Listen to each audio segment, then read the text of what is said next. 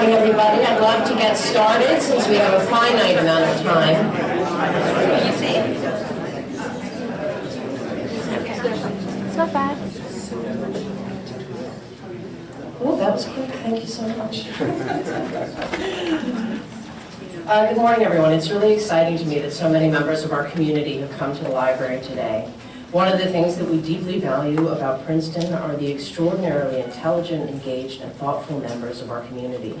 It is clear that though we might have different ideas about how, we are all looking to make sure that we move forward by doing what will best serve Princeton. Today, we are co-hosting an information session and conversation on a topic that we understand is of great interest. As with many other things we do, we have a partner in presenting this program, and we are grateful to the Princeton Public Schools for agreeing to partner with us.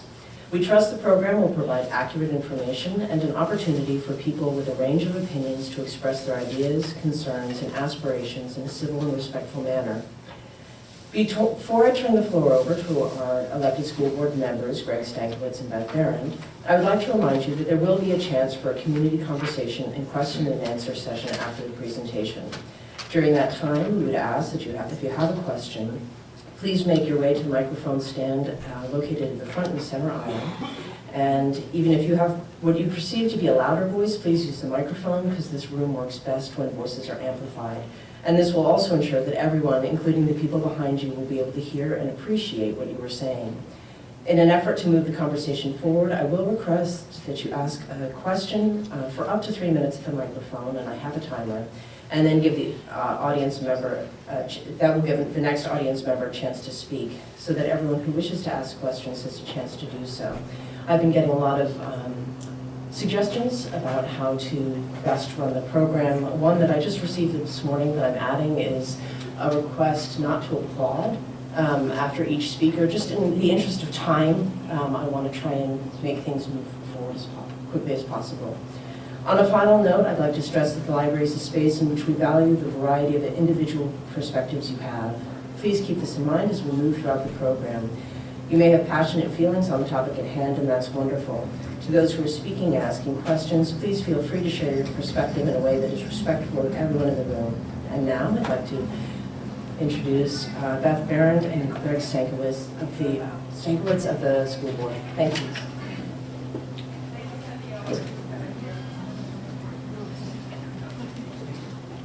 Thank you, everyone. Good morning. And I really appreciate everyone's coming out on a Saturday morning.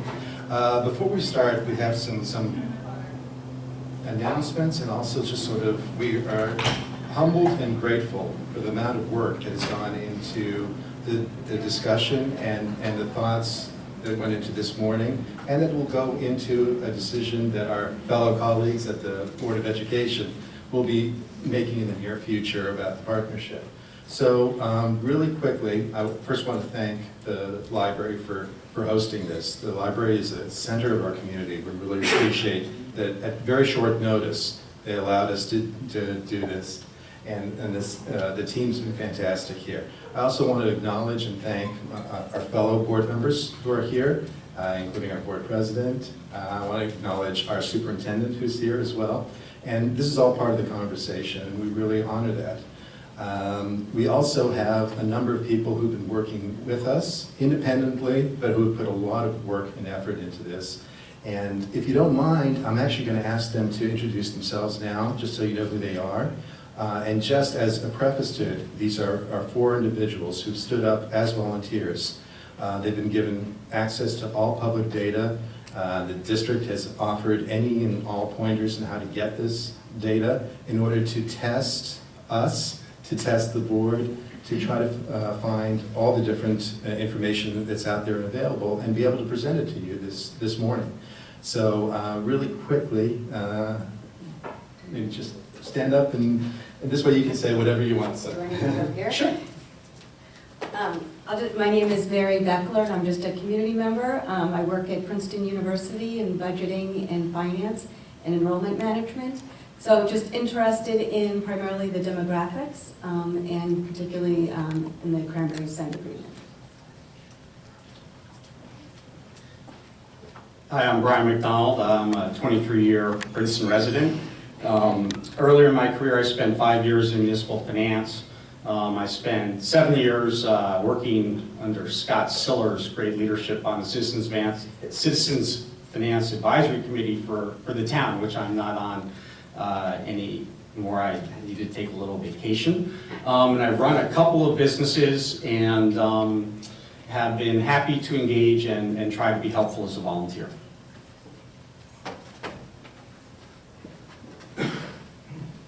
My name is Patrick Simon. I'm a former member of the town council here, and I've been interested in the finances of both the referendum and the send receive agreement.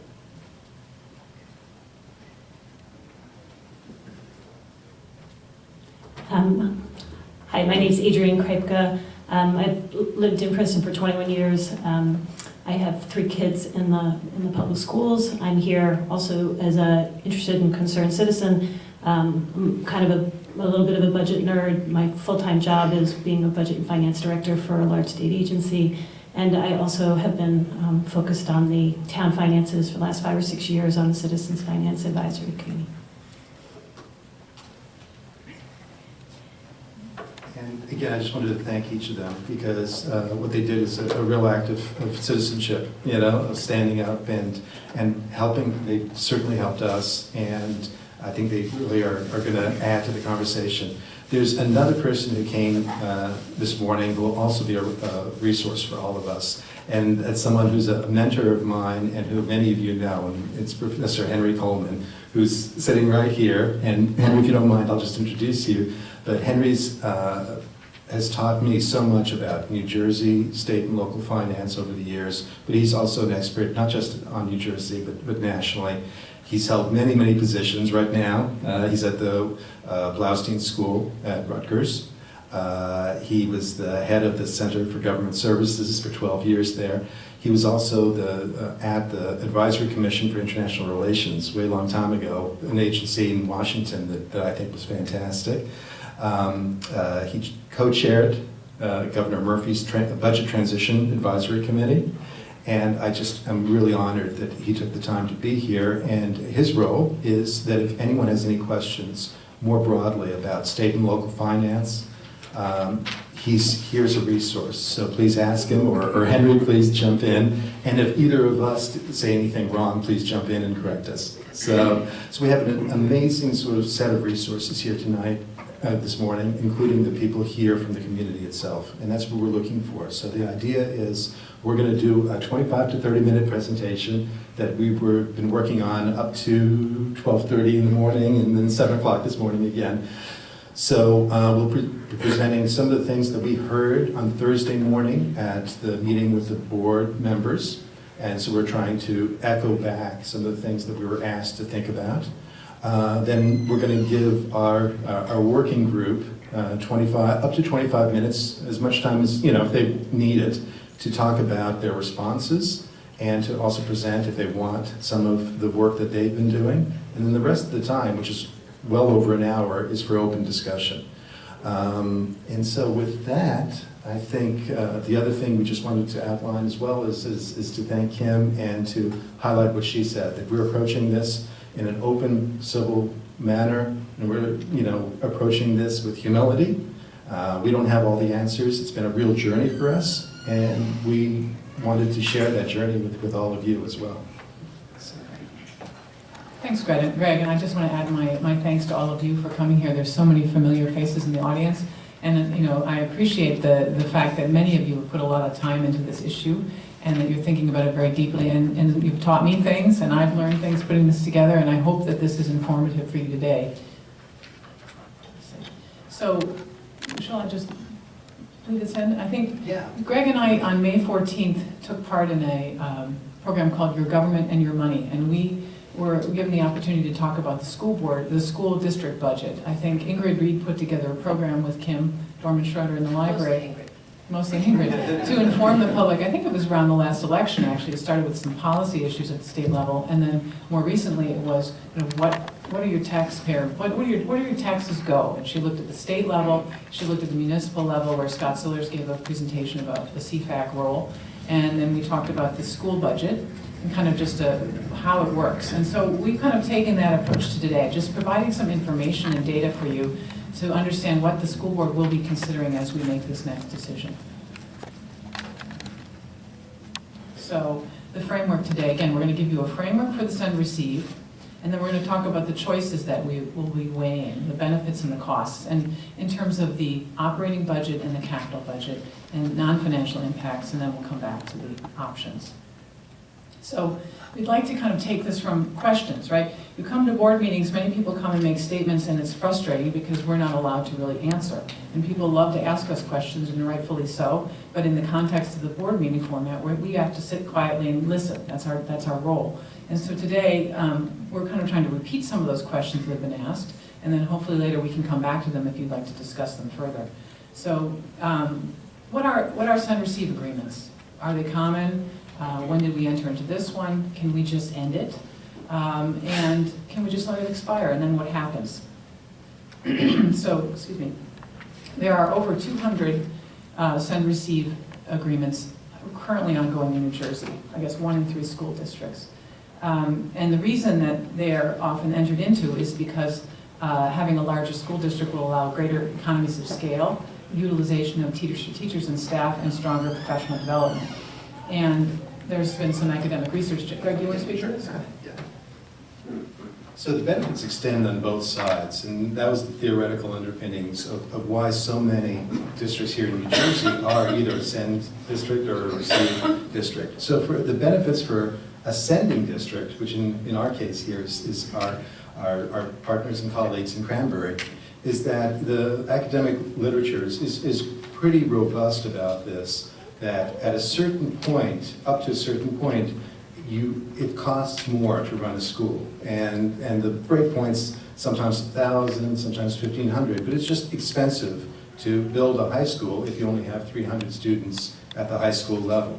So that's one of the benefits. The benefit for the receiving district, for Princeton, we'll be talking about that as well, is that it does allow for efficiencies and allows for more revenue to come in. The idea is that it should be a win-win situation. So we have a current send-receive with Cranbury that started in 1988, and it's been renewed in 5- and 10-year increments, and most recently in 10-year increments. And the current agreement requires that there's 2 years advance notice before it's renewed. So that would be by the end of this school year or June 30th, so which is why we are considering this at this time. And so both boards are now reviewing the agreement and whether to extend it for another 10 years. And again, the original reasons for our agreement was that Cranbury does not have that many students that make it cost effective to have a high school. And for us, it was a very good source of revenue, and it continues to be so. And that revenue provides for the breadth and depth of curriculars and extracurriculars, student services and support, district-wide overhead, and they also pay interest on capital investments relating to PHS. So even the past bond issuances where we've done work that involve the high school, Cranbury has paid their share. Just wanted to say, who are our students? Because some people say, well, who's coming to us from Cranbury and who do we have? And we just took some of the state data to show you Princeton compared to Cranbury. So it's just the percentage of demographics, just to give you a sense. We're actually not that different. The framework, how does this work? Kind of thinking about the tax flows and the oversight. So the Department of Education regulates send-receive relationships. So school boards really don't have a lot of say once the send-receive is in place. They oversee, they regulate, and they certify. Cranbury, the sending school, they collect property taxes just like we do in Princeton, and their property taxes then go into tuition payments that come to us in the Princeton Public Schools. So their taxpayers kind of bring in through tuition, and our taxpayers support through the property tax. So we have 3 basic options, and any send-receive kind of agreement has this framework. You could do nothing, and the send-receive would expire in 2020. But like labor contracts, the relationship will continue indefinitely and under the same terms, regardless of whether we have agreement in place or not. That's just the way the state regulates these. So you obviously enter a period of uncertainty if you don't have an agreement in place. You could negotiate to extend, or you could take steps to terminate. And in order to terminate, one district needs to commence legal action to terminate. They need to initiate a feasibility study, which we understand, I think it's between 30 and 50,000. I was given a quote by the business administrator. And that study must show no substantial negative impact on either district in terms of finances, quality of education, and racial composition. Now, in the past in New Jersey, I think a lot of the cases have been about race, right, to be honest. That's where this kind of all came from. Quality of education, they'll look at how many AP classes do you offer? You know, what is the level of courses that the children are able to take? They get into quite a bit of detail if you look at some of the feasibility studies. We would also need to identify a new district that would accept Cranbury in our case. And we would need to have the approval of the New Jersey Commissioner of Education, who has sole jurisdiction.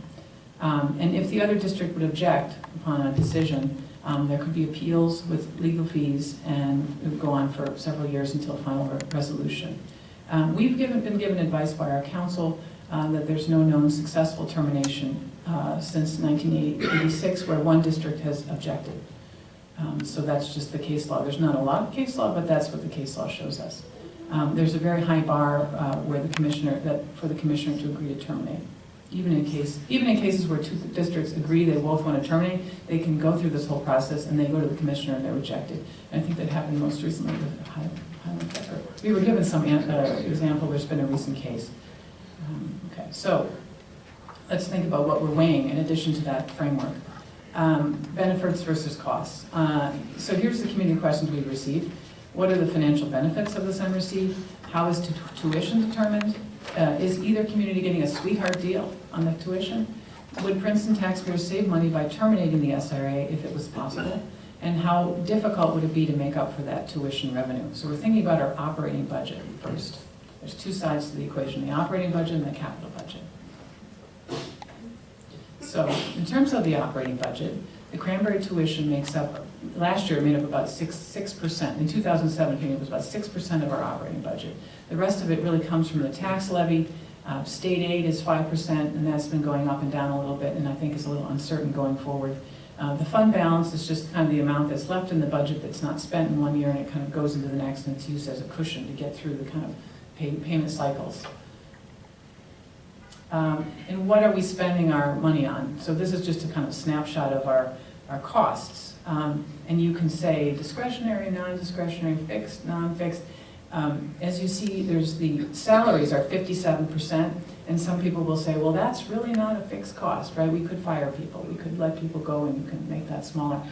This is just kind of budget speak for these, that is used in terms of the way the budget's put together. So we can argue or debate about whether it's fixed or non-fixed, but these are the chunks. So you've got 57% in salaries, you've got health benefits at 12%, the charter school is 7%, and then we have other things that make up another 8%, like insurance. And then we have these discretionary costs, which are really not necessarily discretionary. It's student services, so special needs, which we really are obligated by law to be providing, transportation, school budgets for the individual buildings, facilities, technology, curriculum, those types of things. So that's the discretionary costs.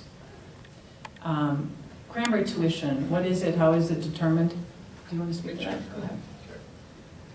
And just to follow up on the last slide before, I think Beth did a really good job of showing something that we do know, that education is an enterprise that has high fixed costs. And so that's something that we on the Finance Committee and the board is very aware of, and that's what we're going to try to sort of keep in mind as we go through the next few slides. So in terms of how the tuition is determined, it's basically overseen and certified by the state of New Jersey, which makes sure that all send-receive relationships and agreements are put in place legally.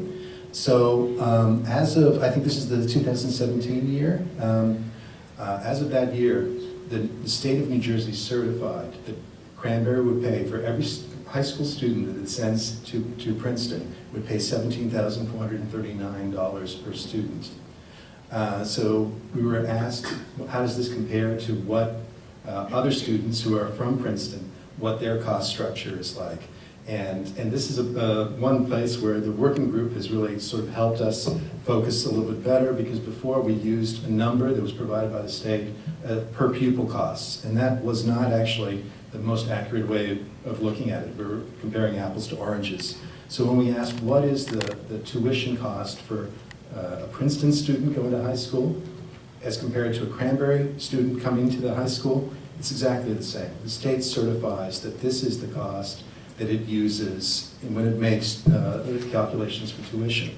So basically, it's a 2-year process where the state makes sure that the number is accurate, and so it takes 2 years, and there's finally a look back and a true up. And so that's why we use the 2017 number, because that is the number, the most recent number that's been certified by the state for us. And we think this is actually the better and more accurate way of looking at things. When people say, you know, is someone getting a sweetheart deal? The fact is that the state makes sure that we can charge no more than $17,439 per Cranbury student. Other districts can charge less. We could charge less, but we can't charge more because it has to be the true cost. And so, just your answer?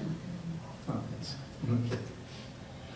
Okay. So, in terms of how does this compare to the per pupil cost calculations, which many people use, and basically you really can't compare the two because it really is apples to oranges. In 2017, if you go to the state's Taxpayer's Guide to Education Spending and look up Princeton, you'd see that the number is 18,596.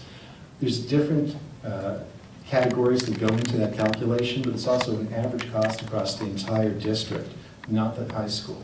So it really is sort of comparing apples to oranges. It's a good number to use if you're comparing Princeton to other districts in New Jersey, and that this is the source that the state says is the best number to use. There's still some problems with it, as it is with all data, and we can get into that, but there's even a third number the state puts out, and that number is much higher, and the state itself says don't use that for comparative purposes. We don't go into further details about that, but under New Jersey state law, the thing that we wanted to sort of highlight for today's discussion is that Princeton can't charge Cranbury more than this number, which is the state calls the tuition cost per pupil. Cranbury taxpayers pay on top of that.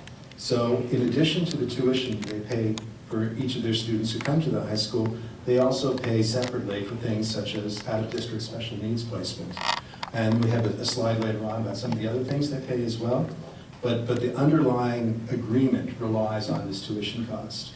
And by definition, the state would not allow either side to get a sweetheart deal because they monitor and certify that it's the true cost in their eyes.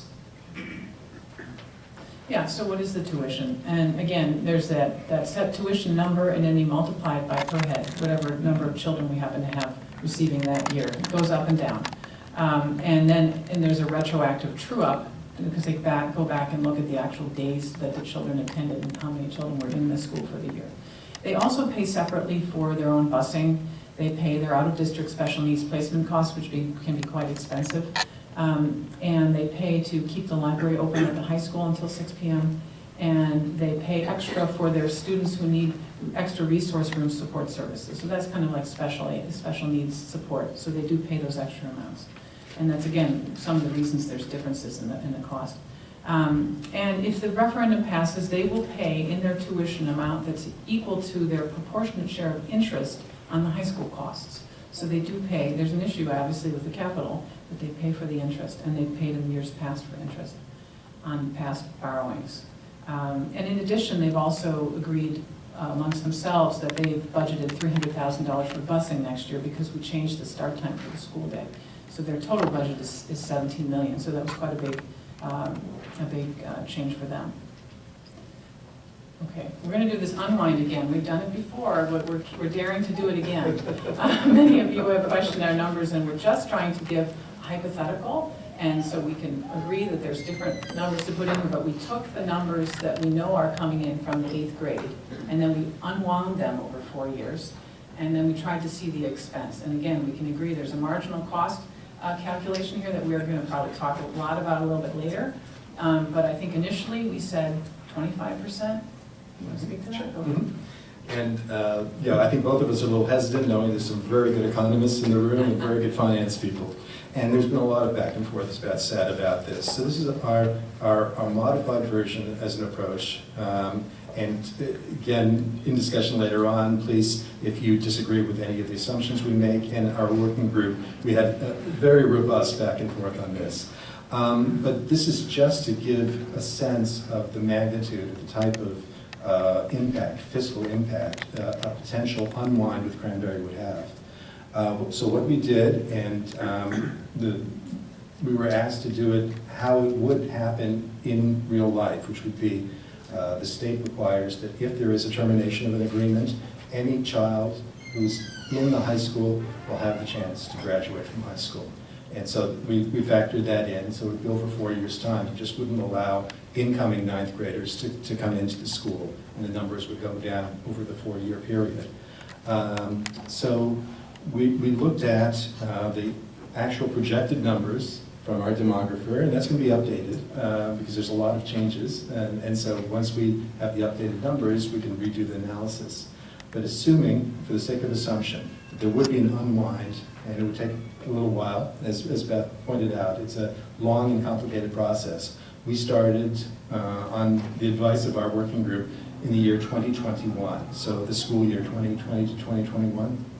Oh, sorry, 2021. There's 70 projected incoming Cranbury students who would not then come to Princeton High School. So that there would be lost tuition from not having those 70 students be a member of our community. And that's about $1.2 million if you do the math. We're assuming a marginal cost of 30% per student, which means that according to our superintendent, there would be some savings if you have fewer students coming in. And the savings would be that you wouldn't need as many teachers. You could reduce the number of full-time employees because you have fewer students coming in. So taking the 30% as the marginal cost, and we can adjust that, that means that there's be a need for about 3.5 fewer teachers that year. The remaining money, when you deduct that amount from the lost tuition, is $854,000 roughly. And that is money that comes into the Princeton Public Schools that is used for fixed overhead expenses. So it can be used for the heating costs, it can be used for central administration. That's money that would disappear from the budget. And then because it's over 4 years, we do the same analysis year after year using a projected number of Cranbury students who wouldn't be coming into our 9th grade. The total at the very bottom, just to give people a sense of what the scale is that we're talking about, is after 4 years, we wouldn't have any more Cranbury students left in the high school. That would be a loss of 225 students. The total savings from not having to require as many employees, full-time employees, is about a little over $1 million. The total remaining revenue that we would lose by not having those students and their tuition is $2.7 million. So the hit on that would be the hit on the budget, and that's the analysis that we are using going forward. So even, we're talking 2.7 million or 1 million or 3 million, whatever number you want to use. So how could we replace that in the budget? There's an amount, we're allowed to increase the general school tax levy, the amount we go to taxpayers for and say, please help us fund the school budget. We're capped, that's capped by 2% every year. And people say, well, you have a 2% cap, so that means over 4 years you'd have 8% growth in the budget. That should more than cover you. Well, the issue is that unfortunately other fixed costs or relatively fixed costs are going up much more quickly. Salaries, for example, if you look at the 2018 budget, salaries, which are 57% of the budget, went up 4.83% from last year. Okay, they went up because we had teachers getting graduate degrees, we had breakage fees, we had I think we brought some new people in mid-year to meet the enrollment requirements. I can't do a 10-year number on this because that line item kind of changed what was in it. Otherwise, I would have given you a 10-year. The 10-year on the health benefits, which is 12% of the budget, is 62% increase. okay? We can't control that, that's a health cost. Charter school tuition went up 58% in the last 10 years. Now that one's gonna level out because we're kind of reaching a new status quo with the expansion, but that still it's a big chunk of our budget. And enrollment has gone up 12%, which has attendant costs in terms of increased staff needs. So those things keep moving up, and you've got a cap. And so to add another stress, like a sudden loss of $1 million or $2 million in a year, there's really no room for that there. And then you say, well, maybe there's a waiver. A waiver only allows us to tax you more, right? To tax all of us more. And we don't want to use them if we don't have to. But unfortunately, there's no waivers available for this type of circumstance either.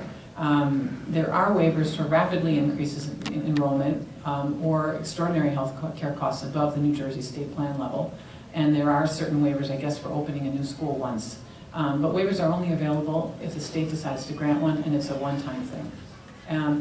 In the past, when people terminate send receives, they often bring in another one. That's how they do it. They just kind of switch in and out, you know, or maybe someone's going to donate the money. I don't know.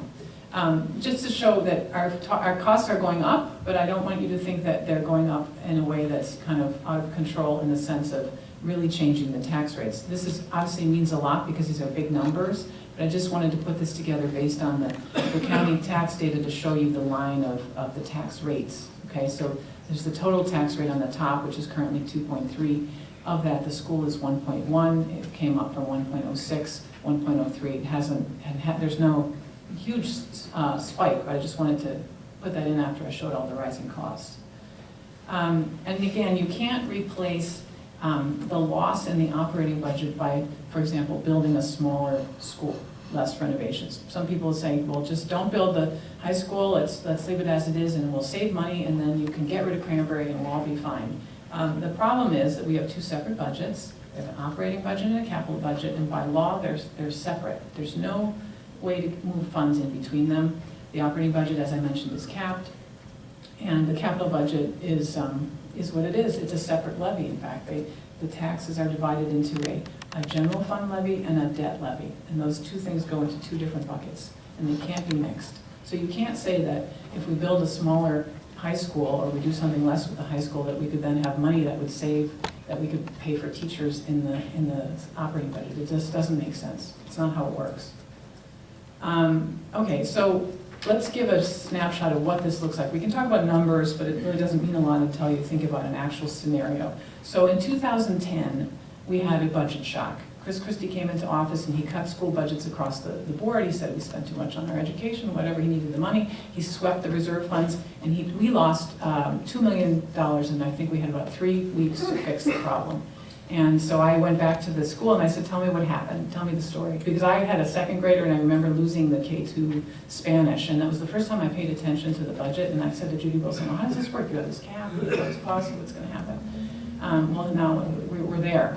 But this is what happened in 2010. So we cut, to make up a $2 million loss, we cut 38 full-time teachers, 7 full-time teachers retired, 3 guidance staff, 4 psychologists and speech staff, 9 secretarial, 3 custodians, and 25 other positions were lost or adjusted. That included all the supervisors, who I think took a year pay cut, and there was a bunch of things. So that's numbers. And then I said, well, tell me what that did to our programs. What did that do to the students? How did we feel that? So in the elementary schools, class sizes went up. Instructional aides were let go. We lost 50% of the English as second language teachers. Science classes were reduced by 25%. Technology classes went away. K2 Spanish went away. The math coach went away. We lost 50% of literacy coaches. There was cuts in music and after school things. And child study caseloads went up 40%. We continue. At the high school, we lost some languages, reading teacher support, we lost 33% of ESL. You can read all these, I'm not going to read every one of these, but classes went down, lost AP, peer group went away, JW Ideas Center was delayed, I think it was only built about 2 or 3 years ago, a number of other things. So there was pretty much hits across the board. So that's what $2 million looked like in 2010. Now we're going to go on to demographics. The questions there are, won't the non-renewal solve the overcrowding problem? And what does it mean in the future with respect to how many Cranbury kids we're taking in? And you want to speak to that? Sure. So very briefly, we know that Princeton is facing issues in terms of the direction of our future, and we're responding to the growth of our community. So the analysis shows that every one of our schools are either at capacity or over capacity. And we listed here, also the age of the schools, because that's important as well. We love it, the schools, we love the buildings. The high school, which is iconic for all of us, was built in 1927.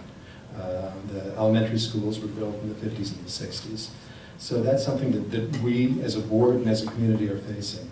Cranbury's facing a different situation. And they're also a little bit in a different sort of time period than we are, because they are about 2.5 years in front of their third round obligations in terms of affordable housing. They negotiated a settlement that was approved, so they're 2.5 years already into building their required fair share obligations of affordable housing. So we have a very good sense as to where they are and what their numbers are, because it's been approved. We're still in the process of finalizing that, and that's something that the council and the planning board are going to be dealing with this summer with your input and help. So, so a lot of people do say that Cranbury has a lot of vacant land, and their 2010 master plan revealed their approach to it, which was that even though there's a lot of vacant land, most of that land has already been designated either for all times as being open space that's preserved, that you cannot touch, or it's already been designated for commercial. They really consider themselves, at this point in time, fairly built out. So we have a much better sense as to the demographics of Cranbury coming in. Okay, so just really quickly, I'm sure people remember this analysis from before we presented it. We've updated it with the help of the working group. This is just a placeholder. Our official demographer is going to be updating that, and that will become the official numbers to use. We're just using this because we've heard people say, why don't you factor this in? So this is just our own rough estimate. And we designated in red the years at the high school where we're over capacity. And basically, the column on the left is our current projections. And you can see that we're well over capacity already. We're crowded. And people know that if they drop children off in front of the high school in the morning. Our students know that as they go from class to class. If you were to unwind the Cranbury Agreement, we factor that in on the right. And we were asked actually to push it back again to more realistically to start that in 2021. If you do that, you're still at overcapacity, even if you unwind the Cranbury Agreement. And so... Okay, we've got to kind of step it up so we have enough time for questions. So now we're going to look at the scope, timing, and cost of the referendum. So we looked at the operating budget, now we're going to look at the capital budget, right? Because remember I told you they're two separate boxes, so let's look at them. Even though we can't blend them, let's look at them together. So without Cranbury, would we still have to renovate? Why did we do our internal versus external renovations? Is one cheaper than the other, and why did we pick it? Why did the board pick it? Can we do less? Can we wait? And what did they pay? So first of all, the overall project, just quickly, is $129 million. We talked about that. It's a conservative estimate. There's $20 million of that at least. We hope that's going to be funded through state aid, which means the taxpayers don't pay that. And because it captures money you've already paid in your state income taxes, which goes into a fund that helps schools build all around the state. If we don't use it, it goes to somebody else, so we get it back. That would be helpful. There's also approximately 25% in soft costs. Obviously, most of those will probably be used, but I just wanted to point that out. And the project all of the projects include security, HVAC, electrical, 5-6, the relocation administration, the athletic fields and facilities, and then we get to the PHS renovations. That's what we're talking about today. PHS is $56.6 million. That's the number. It's not 69. That was the original number. It's 56. And why did we do it the way we're doing it? The board last year made a decision to do an internal renovation rather than external because it's a better value for the money. They get more state aid for it. We get improved flow of light, air, space through the old building, this 1927 building. We could take another box on the outside and get a few classrooms and still have this incredibly congested, old, inefficient space that's desperately in need of renovation. We want to fix the whole thing. And it upgrades the facility, and it puts in fire suppression and asbestos remediation. The building is old, right? Once we touch it, it's old, it's got to get fixed. And it does preserve then the footprint on the outside, and nothing changes on the way the building looks. And we have the parking, which is desperately needed, and we don't have a lot of room for. And there's flexibility in the future, right? It gives us, we don't know, none of us know 20, 30 years out what this town is going to be like. No one pretends to have a magic answer, but this type of design allows us flexibility to increase it if we need to, and the spaces are flexible, not open, they're flexible. And the basic components from our architects are new construction, which is the courtyard parts that are going to be glassed over, and the second floor additions. So it connects all the spaces through these light-filled courtyards. And then there's the renovation throughout the building of the classrooms that are old and that need to get kind of upgraded and connected and just more flexibility added. And then there's the $5.5 million in just safeties, security, fire protection, and athletic. So, all right, I did a hypothetical because I really want to say, why are we here today? What are we talking about? What is the scope of this question on the capital side? And you can disagree with me vehemently, but it's the way of thinking about it, okay? So you take the total cost for the high school, look at the pieces, and you say, when it's done, you're going to have 2050 spaces, seats. You're going from 14-something to 2050. At that time, Cranbury will be 12% of the high school population.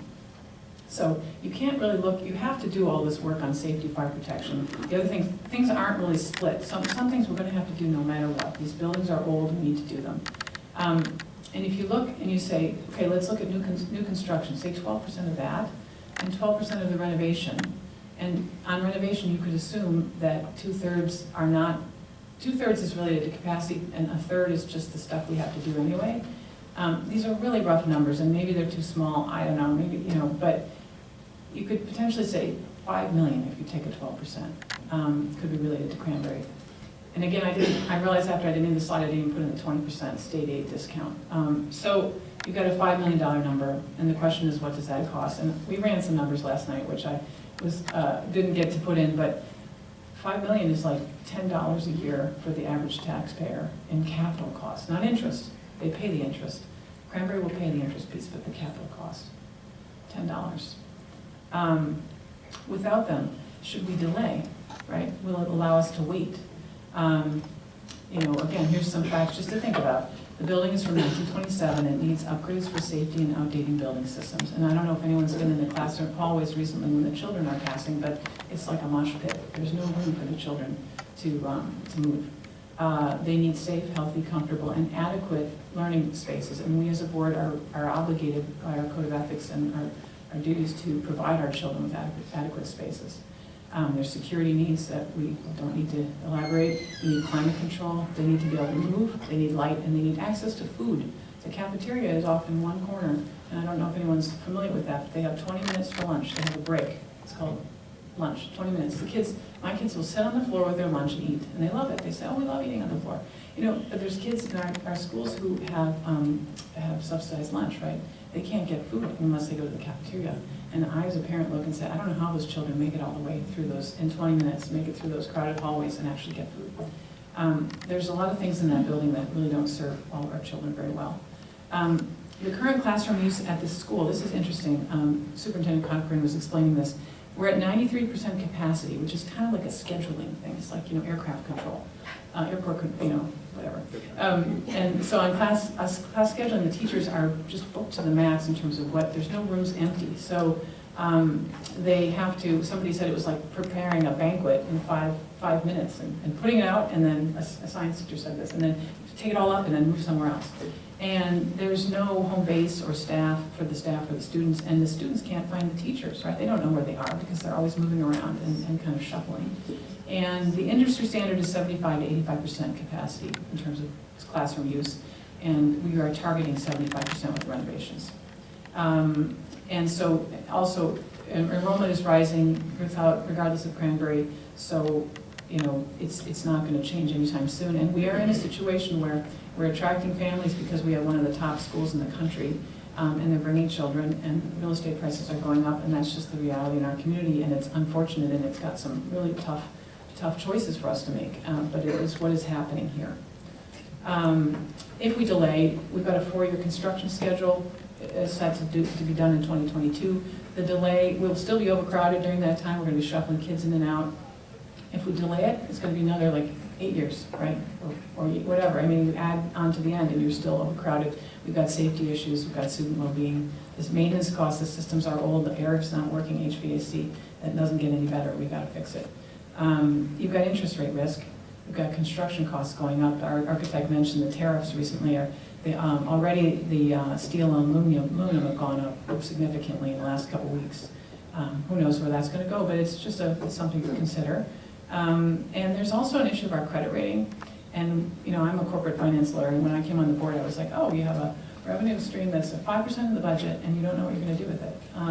If I were writing a risk factor, I would say, well, we really want Cranbury around because if I'm going to finance you, I want to make sure your revenue stream is secure. So there is an impact in terms of when they look, and we have AAA credit currently as a district, but if we are not clear about all of our underlying revenue streams and our financial situation, there could be some impact on interest rates or our credit rating and our ability to borrow at favorable rates. I mean, I don't know the answer to that, but these are just things to think about. And interim measures, so can't we just keep pushing the kids in there? When I got on the board, I said, well, what have we done? Explain to me all the things that have happened. And they've taken the teacher lunchrooms. I walked to the school and saw this. They've taken all the larger classrooms, they've split them in two. They found every space they could, and then they got the trailers, which cost $500,000 to set up, 2 trailers. And they're outside, and by the way, the kids can't go out there to see their teachers. They're outside. It's like, it just doesn't make a lot of sense, but it's what we had to do, and we're renting them for $50,000 a year out of the operating budget. And by the way, if we would have to put trailers up for students, you can only use them for 3 years. We're not alone, so there's other things going on in our area. So central and suburban New Jersey is growing. Our rural areas are obviously decreasing. Where I'm from, Wisconsin, we have an issue. We have beautiful schools compared to here. I go home and I say, wow. But they're empty, and they're losing population. Birth rate's going down. People aren't moving there. We have the opposite problem, and so does West Windsor. Plainsboro, obviously, Ewing, Toms River, and Cherry Hill we've heard about. We couldn't find, but we heard it was 200, but I can't imagine that. But that's what they said. So what else do we consider non-financial? So we talk about operating budget, capital budget. Non-financial is simply, they've been around for 30 years, and the Cranbury students obviously bring things to our community that we value.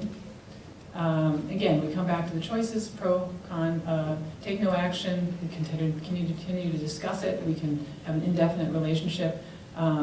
We would not have to cut $3 million in our budget, 2 to 4, whatever number you want to use.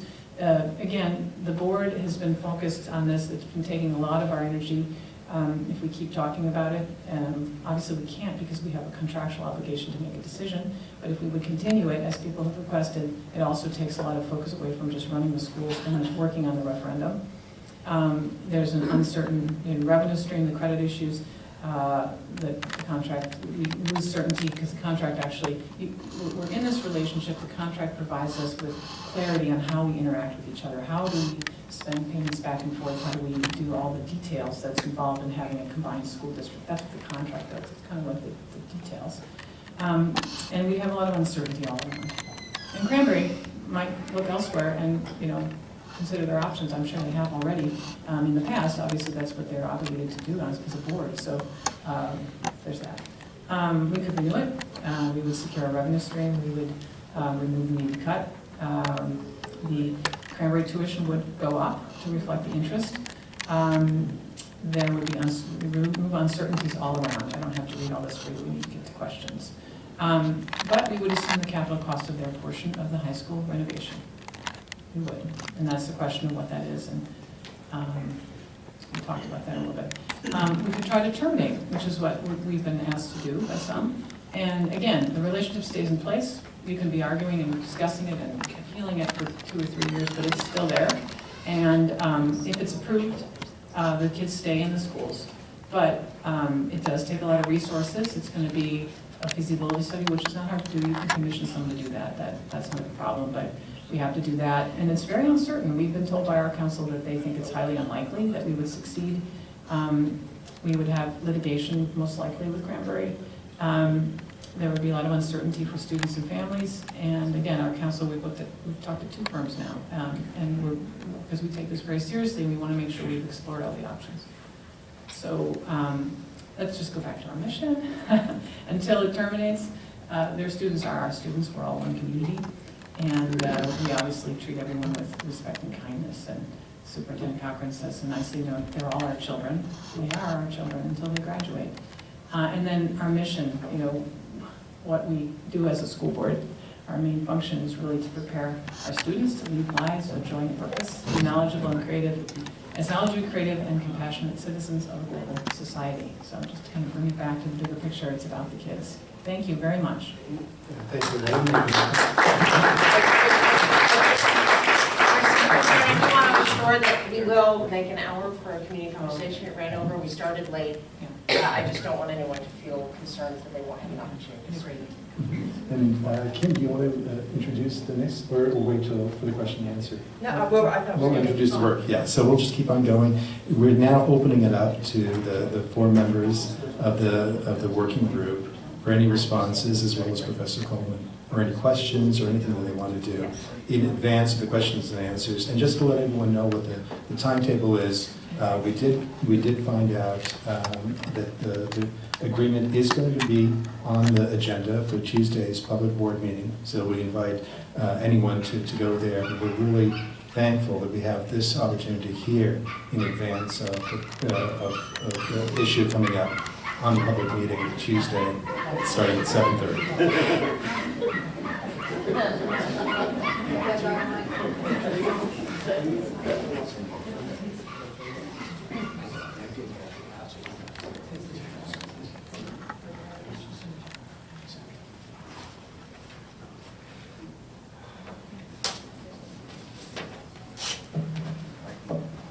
Yeah, do you know what you're Yeah.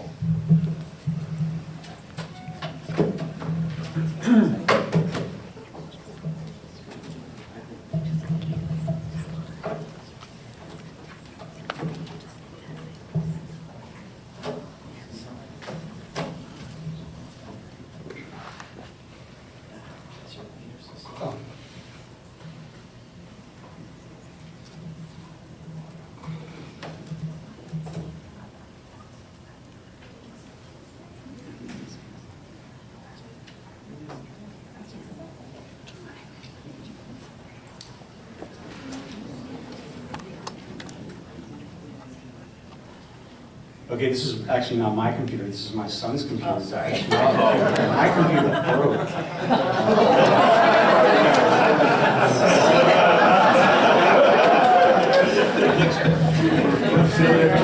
I know, sir, you are in trouble. So, first of all, our working group, I want to thank them for all their effort. We don't speak as one voice. We've been gotten together twice. We've shared a lot of information. We all have our own perspectives and have each asked a daunting array of questions, some of which were our own and some of which came from people here and other people in the community. Before I jump in, I'm going to show you a model, which everybody says I stood up at the last board meeting and said I put together a model so I could try to understand this, and it tells me that the Cranbury relationship is financially positive now and will be in the future under any set of what I consider to be realistic assumptions. And you can question those. I want to say a few things before I put that up. And I don't think we're going to take much time here. I don't know, Patrick, Adrian, are you going to have a lot to say? You're just going to be responsive. Okay, great. All right. So I think I can do this in like 8 minutes or something, and then we'll get right to the public stuff. I want to thank Greg and Beth. They've put hundreds of hours of work into this. And Beth especially, she just completed her 5th month as a school board member. And I don't think it's possible that anybody could do more work or get up that learning curve faster than she has. I know we don't want to applause, but I just want to, the other thing I want to say is in this action-packed 2 weeks, we've had a chance to connect with Steve Cochran and his team, especially Stephanie Kennedy, and they have been totally transparent and responsive. The number of times they and the board members have said, those are good questions, has been very heartening. Let me note this, since we're a volunteer group not created by the board, we have been working entirely with public data. So we don't have access to anything that isn't available, but it's been helpful that they've kind of directed us in the right place. I am not the smartest person in the room. There are a lot of people smarter here. Professor Coleman, Barbara and Tom Byrne, Scott Sillers, if he's still here. It's a really smart group, and I'm not competing with them. I just want to say a couple of things, because as you look at the model, you have to think a little bit about averages and marginal costs. And so averages, assuming that the data is accurate, always a big if, they can be very useful and instructive, but rarely do they tell the whole story. So let me just give you a couple of examples. Some people have asked me, they say, I fundamentally don't understand marginal costs. Can you please help me understand that? So I'll try to do that really briefly. It's baseball season. Batting average. It tells you nothing about power, the ability to drive in runs, and a hitter who bats 300 may bat 350 against lefties and 250 against right-handed pitchers. So just the absolute number is useful, but it doesn't have all the information that some people would want. Still in baseball, to the best of my knowledge, there has never been a time when if you rank the teams by their average player salaries or their payrolls, that has matched the way the teams actually perform during the season. Although, generally speaking, higher payroll teams tend to do better than lower payroll teams. So again, these averages are useful but not always instructive, and they only tell part of the story. I know we have at least one amazing airline pilot in the room, and another example about averaging. With their dynamic pricing algorithms, passengers on the same flight often pay very different prices. You probably sat next to and said to somebody, how much did you pay, how much did you pay? And none of us paid the same amount, and we're all envious of the person who got the cheap ticket. If you have 100 passengers on a plane, at an average, who paid an average of $500, so the airlines do pay attention to what's the average revenue per passenger on a flight. That flight would have generated $50,000 of revenue. Now, we have another flight where the average price was only $350, but it had twice as many passengers, so it brought in $70,000 of revenue. So average price only tells you part of the story. And I'm sorry that many of you know all of this stuff. This is just for a handful of people who asked for it. And now back to our schools. The average cost per student, whether you're doing tuition or the other costs, and there's a lot in there. I still don't understand all of it. Fortunately, some of my fellow volunteers have really wrapped their arms around that. The average cost per student at a high level is easy math. You take the total cost, you divide it by the number of students, and there you have a number. But at the high school with 1,600 students, if you add or subtract 20 students, what happens to the cost? It might change, but probably not. There are these step functions, so it's quite possible with 20 students distributed over all sorts of different classes that the budget doesn't change at all. But the average cost per student either just went up or down because we changed the number we're dividing by. Now, marginal cost. This is a bedrock concept of economics, and Professor Coleman, if I mess this up, you get up, tackle me, knock me down, and say it correctly. But back to the airline, if I had one passenger to a flight where the door is closing, that's all marginal revenue. A lot of it is marginal revenue. We're going to serve them soft drinks and snacks and have a little more of a fuel cost, but that's marginal revenue. We didn't have to pay, whatever the average cost thought of differently would be. Now let's go back to my last example, 1,600 students at the high school. If we add 20, there are probably no new costs. If we add 20 Princeton students, there probably is no new revenue. I mean, you could have somebody did an addition to their home or something, there could be a little more revenue. If we add 20 Cranbury students, there's $350,000 of new revenue. And that works in the other direction too. So I'm just trying to say, it's really important to understand that there's some limitations on averages, and marginal costs, bedrock principle of economics, is at work here. And we can talk about not me, but other people can talk about what the appropriate marginal cost might be. So, let me pull up the model and a few caveats. One is, yeah, I see all these versions. A few caveats. I'll try to walk you through this quickly. And I'm happy to share this with anyone. There have been earlier versions that I've sent around. I did this for myself to better understand the interaction between operating and capital, because the board had really talked about those separately. It said, here's the operating stuff, here's the capital stuff, but you can't understand the bottom line of the Cranbury relationship unless you look at the two together.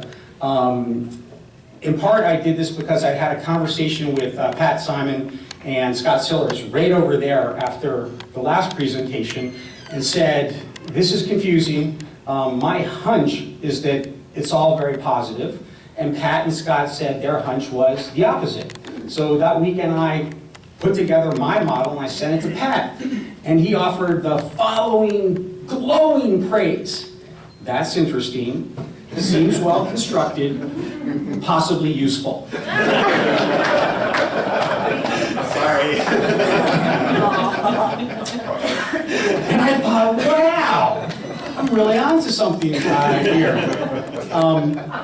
Let me also say that I have shared it with the board, or some members of the board, and what they have said is this is an interesting perspective, and no more than that. They have not said that they would rely on it, and they have emphasized that there are lots of considerations that they'll take. Again, it's for me. The numbers are not my numbers. I haven't said this is exactly right. It's a tool, right? This is a tool, and there are lots of things you can change and see how it works through. And the top part is operating, and the bottom part is my best effort to talk about capital, but it doesn't include a couple of things. Some of them are a little complicated and they don't impact it, but I did not look at a model where we delay construction. And that is something that should be looked at. If people think that that's a realistic thing that the board could do, which is have 2 referendums or delay construction by an additional 3 or 4 years, the numbers would change, and that's not in this analysis. And so, as I've said to everybody, it's quite possible that there are mistakes in here. A lot of people have looked at it and said it looks good, but that doesn't mean it's mistake-free. I'm happy to send it to anyone. I'll give you my email address, and I'll put a sign-up thing if you want it, but it's Brian at bmcdonald.com, bmcdonald.com. I won't put you on any crazy lists. You don't put me on any crazy lists, and we just talk about this model. Here are the number of Cranbury students. You can put whatever number you want in here. 250, that's one of the numbers that was up there. It might be declining. Let's change it to 200, and look, all the numbers change. But the green number, total Cranbury revenue, and then you have savings. So this is another important, really important number, probably the most important number, which is that marginal rate. And originally, Can you build this up a little bit so it's easier for people to see? yes, I think I could do that. Thank you, Patrick. Can you close the drapes? Yeah, I can. If everybody steps away, and I move my stuff out. And we'll try, and how much longer do you think you're going to be going? 3 minutes I tops. just want to say too, that the reason we had to make it just 2 hours is because the knitters had the room for knit in public, but I think they can stay outside. So. Okay. All right, I am not finding an easy way to the scale thing. Okay. All right, so in any event, I'm happy to share the model. The marginal cost, oops. I missed it. The marginal cost is a critical driver, and so is the amount of construction that could be avoided if the Cranbury students weren't there. There are other inputs. What's the contemplated scope? What's the work that you have to do, which I've called core work? what's the state grant percentage on the core work and on the other work. The other work, Beth and Greg noted, is really two different things. It's renovation to the existing facility and it's capacity expansion. And within capacity expansion, some of that is driven by Princeton capacity in the out years, and some of it is by retaining the Cranbury kids that we need, the extra capacity. And you can play around with this. The state numbers, I think, are going to come in at the end of the month, if I understood correctly. But what I said when I stood up was the relationship is financially positive now by a very significant margin, and under any realistic set of circumstances, it will be positive after the referendum, but by a smaller amount. And the reason for that is we are paying their principal. Okay? So I'm happy to send this, and I'll stop there. Okay, thank you. So I'd like, it's 10:15. We'll have a Q&A till 11:15 or 11:16, 11:17. I have a timer that's a 3-minute timer. Let me turn on the mic. If anyone who has a question comes up and asks the mic, again, I'll just go over the guidelines. Today we are co-hosting an information session and conversation on a topic that we understand is of great interest to the community, as with many other things we do. We have a partner in presenting this program, and we are grateful to the Princeton Public Schools for agreeing to partner with us. We trust the program will provide accurate information and an opportunity for people with a problem.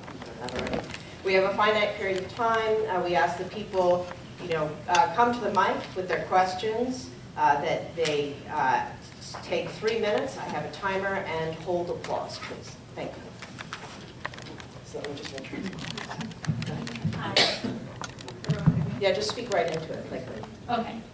Thank you. So this might be a question more for the guys. Yeah. This might be the question Turn more. the mic around so people can face it. Sure. Yeah. Better. Okay. So I have a question about this. It's 56 million that is being attributed to Cranbury for the cost for the renovation. And full disclosure, I'm an economist at the university. And I am doing renovation at my home, and I remember asking the contractor, okay, so I'm busting out my home, how much does it cost if I go like 20 feet out, and he gives me a number, and if I go 22 feet out, he's like, it's pretty much the same, right? Because if you're doing the work, and you're adding just a little bit, like, there's a little bit more cost for materials, but really, there's a fixed cost to doing renovations, and there's very little cost if you want to go a little bit more. So how much of that 56 is average? How much is it marginal?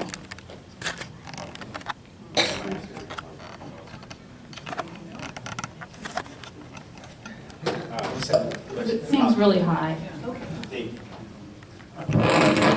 As you know, I'm a private citizen now. I'm not on the school board and not on the council. My name is Patrick Simon. The number that we've been given as all of the capacity expansion costs is actually, we've heard a couple different numbers, but it's between 18 and 21 million. All right, so it's not 56. The rest of that is maintenance renovations that the school board has said they would do anyway on the rest of the building. Okay, so one of the things that I did to answer for myself is the send receive agreement, good agreement or not. Assume all of that is attributable to Cranbury, which is significant overstatement for a couple of reasons. One, there's capacity needed for Princeton students. Another is we would expect state aid. But even if you make that assumption, the Cranbury agreement ends up with reasonable assumptions on the marginal costs to still be a good deal. And I will tell you, I was very reluctant to come to that conclusion. I did not start there. That is not where my intuition was.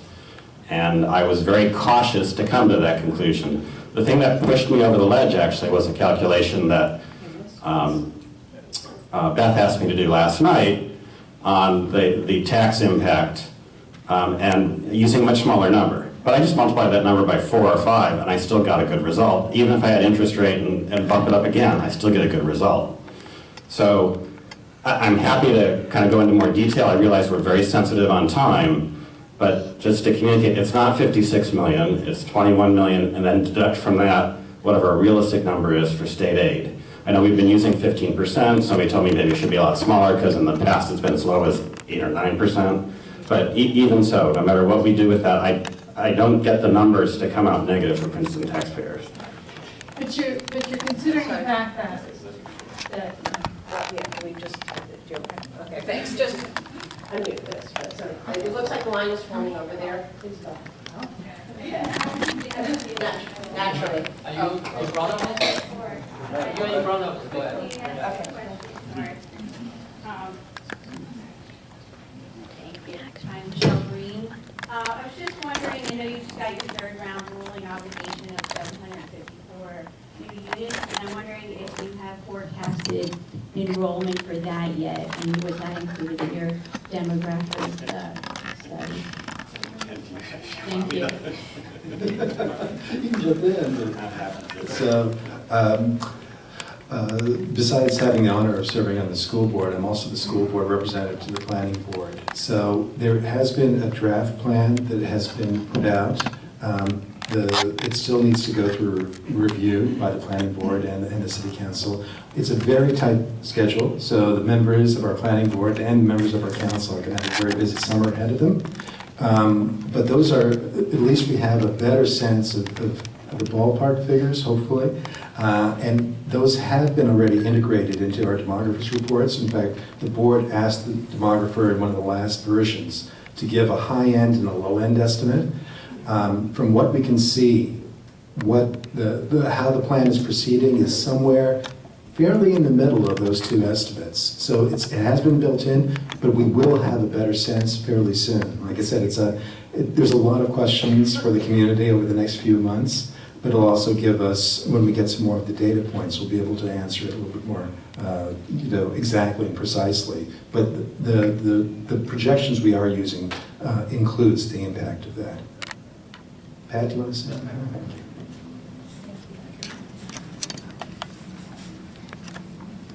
Hi, good morning, everyone. My name is Shen-Wei Zhao. I will see the majority of my time to Joe. We'll be talking after us. But I do have the biggest concern I have is the uncertainty of this Cranbury relationship. So if we review for 10 years, that's a decade, right? And the demographic study shows their coming student will be decreasing, which by the way, that means the revenue that the district will be relying on for the operational budget will be decreasing. That's one thing. On the other side of the problem, if they do increase, right, we don't know what actually will be the increase. Again, they have the land, they have their mastering plan is only for 10 years. That's for 2010. We're at 2018, so that's another 2 years from now. So another plan. So with that, if their incoming student, their number increase for certain number, for a bigger number, let's say, then we have capacity problem again. At this time, we are on the 30-year bond. What are we going to do, right? The school will be crowded again. So that's my biggest concern. And then I will see my time to judge. Thank you very much. Can you find my time? I hadn't really thought about that. There's about a minute and 50 left. Do you want to go ahead? My name is Jian Shen, and I will do the same seat along my minutes to Joe. And I appreciate that this meeting, and also I want to I hope that the board has additional discussion because we have a lot of information kind of downloaded upon us.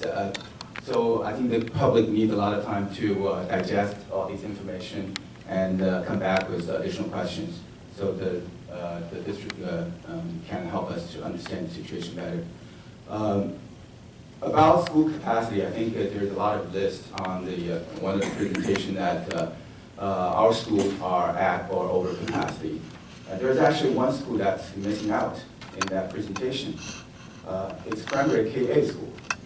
Cranbury KA School actually has, I checked up, an official capacity of 750 students. Take a wild guess, how many students do you have right now? 462. So. So we have 41 seconds left. Well, actually, sorry, I'm going to read that. So are you ceding your time to? I will cede some of my time. Sorry. All right, so it's 41 seconds. I'd make 2 points. One, this SRA stays, I'm a union member. The SRA stays in effect until it is actually taken out of effect. So even if we don't sign a new SRA, any kid from Cranbury who enters this fall or next fall stays in through their 4 years. That's excellent. I am not opposed to that thing. What I'd like to say is that we take the time to really analyze this SRA. We don't have to sign it this June 20th. If we do nothing, they stay in, kids enter, it continues in effect until we really look at this value, because we have a lot of stuff on our plates right now. 2 is, we'd like the board to take an analysis. If an $830,000 home in Princeton pays about $18,000 a year, if the current bond ends, what will my price drop to in 2023? And if we add, so I think it's like 17.4. If we add the new bond, what will it then be in 2023? 1910? You know, is it going to be 25? I'd like to do that. Okay, I just want to, do you want?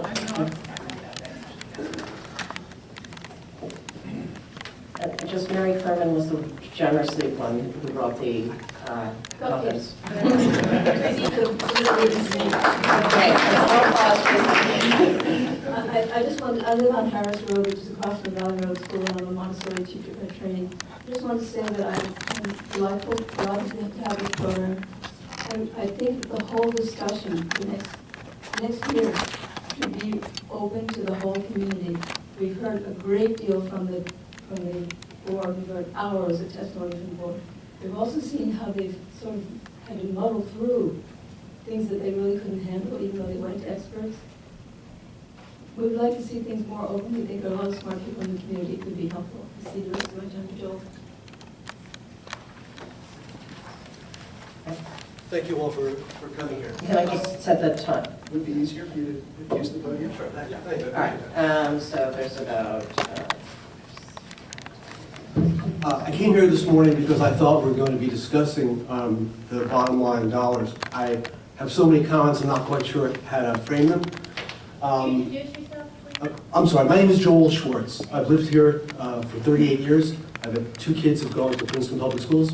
I've been reasonably concerned about the subject at hand since January when I attended the first presentation at JW. There are a lot of things that were said this morning. The presentation, by and large, made the case for one perspective. I disagree factually with a lot of what was presented, and I'm going to hand out some things with the assistance of my wife that I'd like you all to take a look at as I talk. Probably the simplest thing is to talk about some of the demographic assumptions. I kind of don't know where to begin in terms of things that were presented. There are presentation that you saw basically, and the presentations that have been made in the community for the last 6 months have made the case that the agreement should be continued because it's a great deal to Princeton. And the question is, how and why is it a great deal?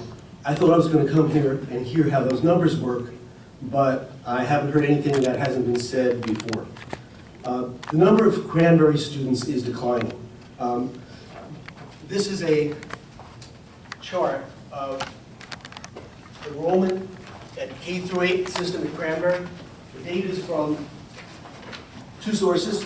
It's from the Department of Education, actual enrollments at Cranbury, and the projections at the end are from Cranbury's own demographer. The only demographic information that I'm aware of, and that I'm aware that the board has, are demographic projections that were prepared by the board's demographer and also a demographic study done by Cranbury's own demographer. All those studies show that Cranbury enrollments are falling off a cliff. Today there are 280 students at Cranbury. The demographic studies all predict that by the time, if the SRA were unwound, by the time you get to 2020, there would be about 160 or 170 Cranbury students. Those are not numbers that we talked about today. We've heard that the projections were based on 280 Cranbury students, 220 Cranbury students. The numbers possibly very much lower. So what we've heard is that we should renew this agreement because of the dollars. The dollars don't seem to be there. The only rational way to analyze the financial consequence of terminating the SRA is to literally walk through the process a step at a time and a year at a time. You analyze the change in revenue, you analyze the change in operating costs. Princeton and Cranbury are supposed to notify themselves about their intention in this agreement by either the end of June 2018 or by statute December 2018. No matter what happens, nothing changes in this agreement for 2 years. Calculating the consequences of this is pretty simple. Theoretically, in actuality, it's a very complicated calculation. Nothing I've heard this morning has indicated to me that anyone has made that calculation. The actual calculation probably takes weeks to do. It would take me 15 minutes to describe the steps you have to go through to make that calculation, and I'd be glad to explain that to anyone afterwards. I don't want to use up all my time to say that. What I'm concerned about is that the whole premise of this morning's conversation is based on information that's not there. There is no demographic data out there that says that the number of Cranbury students is going to continue.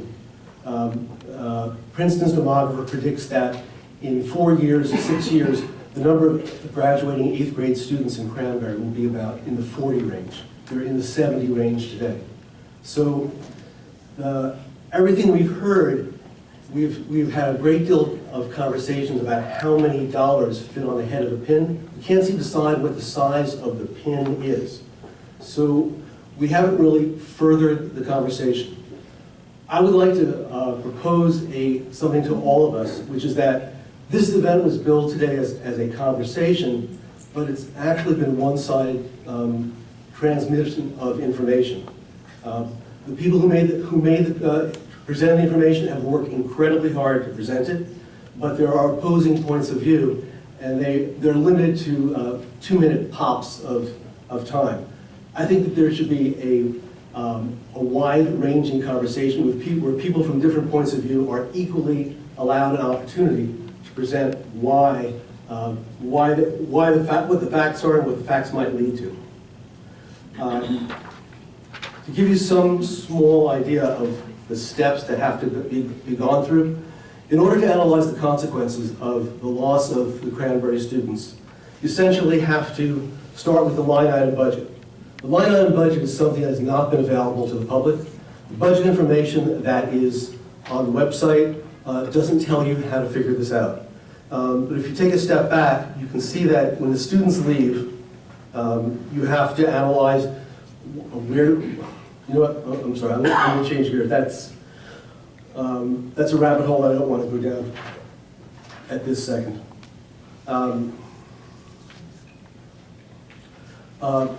Circulating through the room are pages from 4 demographic studies that were done by the board. Over the 9-month period from March 2017 to January 2018, 4 demographic studies were presented, and they presented 4 different contradictory perceptions and presentations of where the demographics lie for our schools. It's not clear where they are, but one thing is clear is we don't know the answer.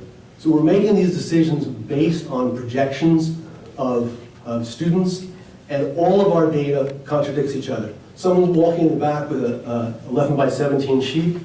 The format of those sheets are 4 snapshots presented in 4 separate reports. So for example, the enrollment projections at PHS and at every school in Princeton were presented 4 separate times in a 9-month period. All of those projections contradict each other.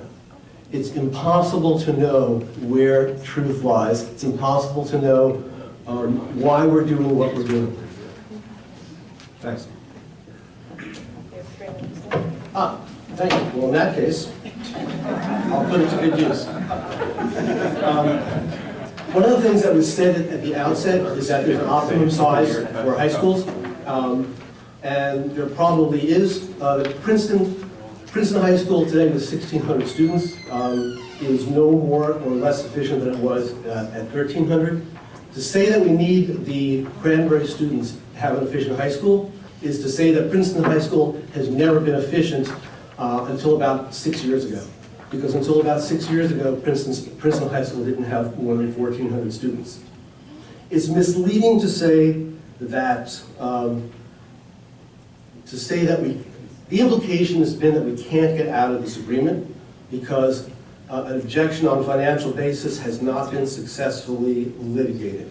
So what follows from that?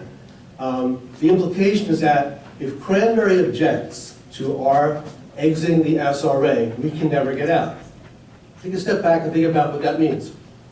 Cranbury says that you want to stay in the SRA, and Princeton is held hostage indefinitely. That's essentially what you were told this morning. Because it's difficult to get out, we probably should not try. Well, one of the things that probably hasn't been tried, to my knowledge, is the school board has never attempted to litigate objecting to the expansion of a charter school, but this board did and spent several $100,000 on that litigation, and it did not succeed. So the logic of saying that we should not try something because it perhaps hasn't been done is not a fair logic to pursue.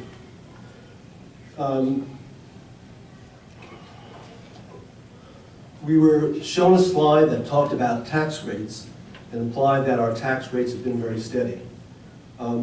There's a larger context to all of these conversations. One of them is the following, that over the last 10 years, municipal taxes, not the tax rates, but the actual dollars, in Princeton have increased at a rate of 7%. School costs have increased at a rate of 28% over the last 10 years. I'll say that again. Over the last 10 years, monies raised and spent on the schools have increased at a rate 4 times the municipal rate. That's one of the contexts for this conversation. Another context is that Princeton spends more on our educational system. Let me back up. Everyone in this room loves our schools. Everyone in this room loves our kids. And this conversation is absolutely not about the Cranbury kids. We love the Cranbury kids like we love our own. Those kids are great. And I ask everyone to not make the kids the issue. That is absolutely not fair. This is a business decision, fundamentally. We got into this as a business decision almost 30 years ago, and it's a business decision today. The business issue that faces everyone in this community is that we spend more on our schools than any other high-performing district in the state. That's not my opinion. It only takes about 5 minutes on the State Department of Education website to come to that conclusion. You can compare almost any other high-performing school district. This is not a knock against anyone in this room. It is absolutely not a knock against anyone on the school board who work incredibly hard trying to do the right thing. The issues that we face as a community are generations in the making. But the issues are coming home to us now because now all of us hear from people that we've known for 30 years whose kids have gone to school with our kids saying, I have to leave Princeton. I can't afford to live here anymore. It's shocking to hear that. It is, and I can't believe the number of people who said that to me in the last 6 months. That's the context for this. The solution to that issue and all the issues we're talking about are not simple. But I suggest that what we discussed this morning oversimplifies the issues. And what I would request is a true community conversation about these, where everyone with divergent points of view is afforded an equal platform to express their views, an equal opportunity to challenge what is represented to be true or an inference, rather than a one-sided communication in which our board has a very large platform. Our school administration has a very large platform. At a keystroke, they can send an email to 3,500 families. The people who may have a different point of view do not have that platform. Coming here to a room like this and having a community conversation is a great thing to do, and I invite Kim to sponsor another one, where people have the opportunity to debate the issue. Thanks. Thank you.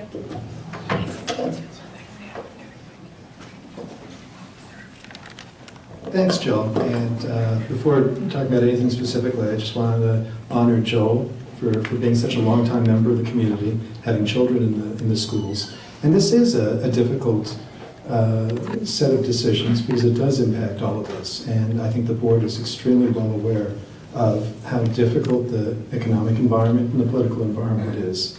At the same time, the board is also has the duty to look at what's right for all our students. And that's the frame and the lens we're taking. And we really appreciate hearing from a diversity of viewpoints, and we're trying to encourage that.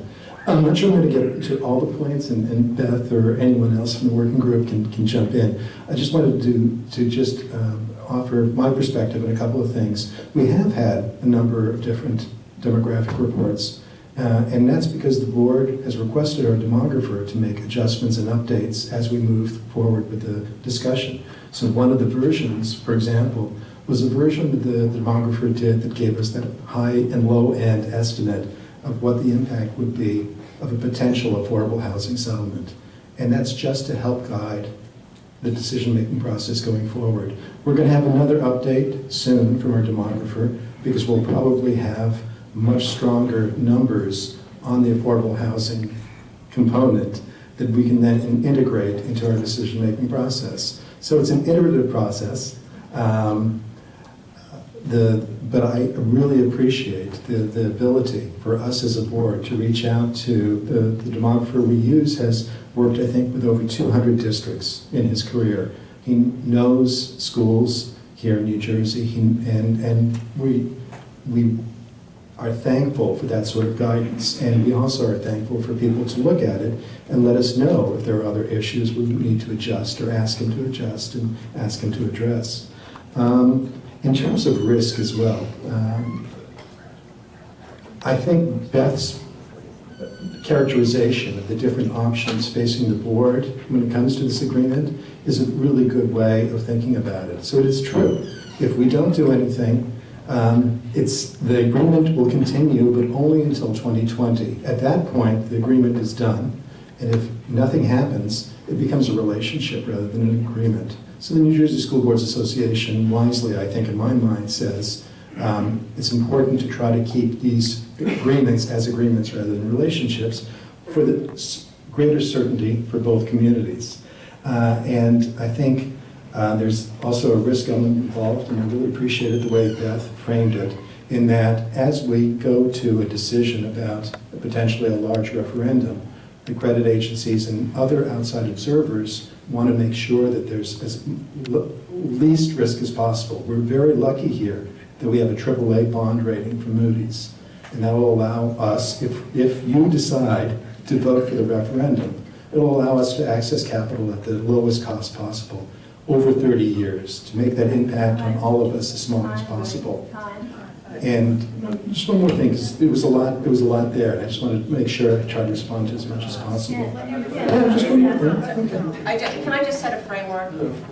We did want to have a community conversation. Normally, as Beth said at the beginning, at the presentations, the board is not allowed to respond, and so they wanted to have it back and forth. So what I was suggesting is that it's 3 minutes for each, so because people are asking questions to which there can be an answer, and that was the basis that we created the conversation. So I'm going to time the board members as well. Thanks, Gil. So the last thing is in terms of risk. Yeah, from now on, but I wanted to, Joel had a lot to say, and I want to just try to respond to as many of his questions. So 30 seconds. The last thing is there is a risk involved in terms of as we move forward. And I like Beth's characterization to think about that in terms of that. And that's also one of the factors I think the board will be looking at when it makes its decision. I just have one quick 5 seconds. On the legal point about when we can terminate, you keep bringing up a statute, and we looked into this and we had our counsel look at it again. The statute you're talking about with the December 1st date was something that had to do with regionalizations of schools. It's no longer in force, right? It doesn't apply in this situation, and even when it did apply, it was for the sending schools. They had a 2-year period which they could separate. So what we're governed by is the terms of the contract, which say we have to give notice within 2 years, so we have this June 30th deadline. You're not precluded from asking for more time. If he wants to see his time. Hi, my name is Ralph Perry, and I have lived in this town for more than 50 years. Two of my children went through the system. The last one graduated in 1985. And for the last 33 years, 50% of my tax goes to the school, and I have no children in the school.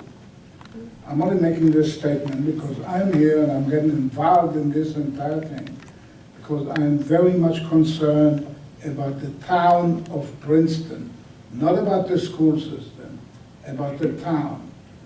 More than 50% of the people in this town have no children in school.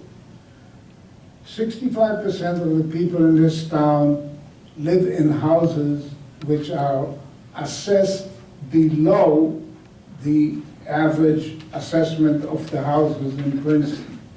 A good portion of them are seniors and retirees who absolutely can no longer afford the high taxes in Princeton.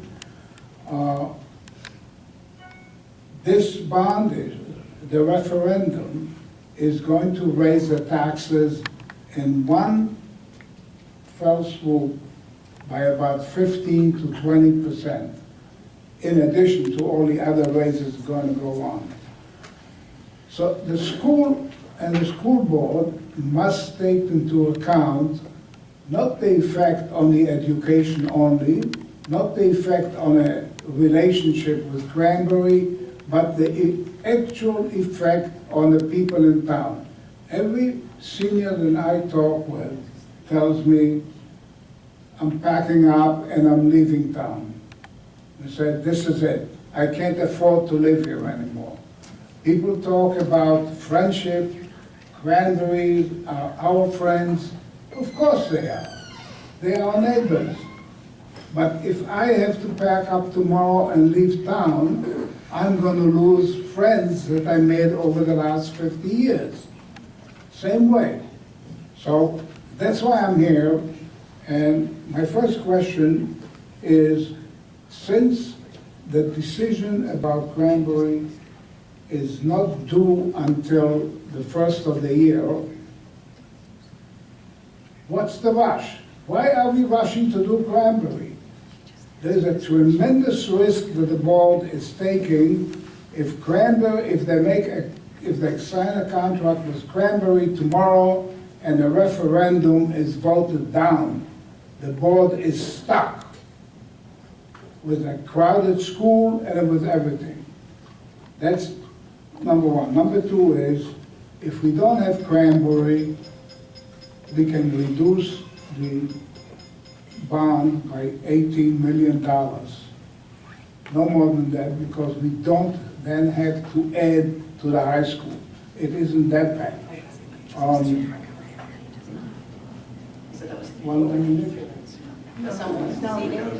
Someone willing to cede a minute? Yeah, the other thing, I just like to say that we see a lot of numbers here. The numbers keep changing every day. Every other day I look at it, there are numbers.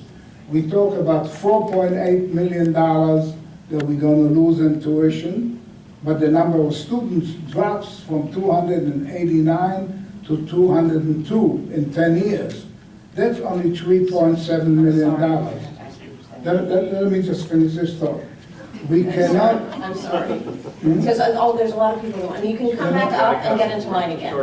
Can I just finish a sentence? No, you started a new sentence, so No, you just... I didn't say anything. Sam, I really appreciate that you want to speak, and I'm very happy to have you come back, but I have a lot of other people that want to We are speaking about $130 million. So you that's why we want to have cut this me off like conversation. that. I don't want to cut you off unfairly. You are.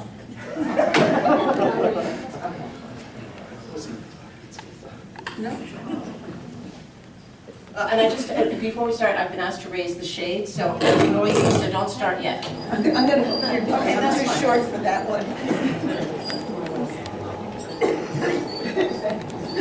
Do you want to hold it? Yeah. Thank you. Okay. I'm Sheila Siderman, and I'm really sorry to say, or maybe you'll be happy, that I'm packing up and I'm leaving town because of taxes. My husband and I plan to leave in the next 2 to 4 years. A very short background that I think is pertinent is I'm a New York City kid who lives in Princeton mainly because I had excellent public schools from kindergarten through college. I support public education even though I don't have children. I'm a former teacher and educator, and I think that public schools are the keystone to American society, and many of the problems we have now are from the deterioration of schools. However, having lived in Princeton for 34 years, it seems that every major decision gets made in a rush, at a last minute, with people not listening to the incredible brain power we have in this town. And most of the big stuff happens over the summer when the town clears out. I get the same feeling now. And I know that postponing the referendum has financial consequences.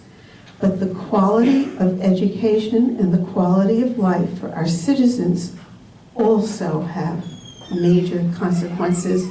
Money can't rule everything. I think that this meeting was wonderful, although rather one-sided. I'm not an economist. I can't evaluate the numbers, and I plan to meet with people who can. But I do have one request. Besides focusing on the money, let's focus on the pedagogical changes that are implied by the construction. I've been hearing and reading conflicting reports, starting with one meeting where the architect at the time presented the idea that we were going to tear down most of the interior walls of the high school and go to what has many new terms but seems to go back to the old phrase, open classrooms. I know, Mr. Cochran, you don't like that, but nobody's made it clear to me why that's not the case. So I'm also asking that the library and Board of Education take time and not only discuss the money, but discuss the pedagogy, because I don't have kids who are going to be affected by this. Many people here and throughout the township and throughout Cranbury do, and I get the feeling there's going to be major changes. They may be for the better, they may not be, but I think people have a right to hear it. So that's all I really want to say. Thank you. Thank you. I just want to quickly say, we didn't mention June 18th, right? June 18th, is that the correct date, Mr. Cochran? We will be having a town hall meeting at John Witherspoon School to provide the community with an update on the plans for the referendum, and I appreciate the last speaker's questions, and I'm sure we'll have some information there that can address that. Thank you. Do we have the details on the time? 7 o'clock. Thank you. 7 p.m. My name is Peter Kramer. I'm a 30-year resident of Princeton. I guess I got here shortly before the first SRA was signed. My son was on the school board a number of years ago, and his high point, being a student member of the school board, was pointing out that a demographic study was inaccurate. It was based upon the birth rates in 08540 rather than in Princeton itself. It was his high point being on the school board. But demographic studies can be done, and so there really is an issue going forward in expanding. But the elephant in the room, actually the elephant who's not in the room, is not the SRA, which was passed 10 years ago and 20 years ago without any issue. The issue really is the significant tax increase associated with the bond, the capital budget. And if we were talking about a business where the next passenger coming on the plane was marginal revenue, then you would look at marginal cost. But we're really talking about a partnership. We have a partnership, we have a collaboration with Cranbury. They're part of our high school, have been for 30 years, will be most likely for the next 10 years, because this really isn't the issue. The issue is the capital. So the question is, how can we get Cranbury to contribute as a partner to the capital budget? And as soon as Cranbury figures out how to contribute the $5 million to the capital budget, then we will solve our political problem of the SRA, and we'll make a significant contribution towards solving the bigger elephant in the room, namely the capital budget raise.